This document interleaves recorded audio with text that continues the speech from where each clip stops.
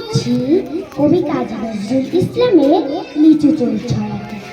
বাবুদের তাই পুকুরে, হাবুদের ডাল পুকুরে, সে কি বাস করলে তারা, বলি ধাম একটু দাদা।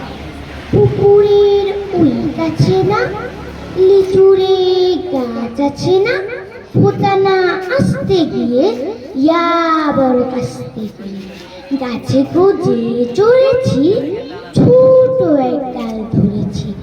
ও বাবা মরাত করে পড়েছি সরাত চড়ে, পড়বে মোর মালির ঘরে, সে ছিল গাছের আগে।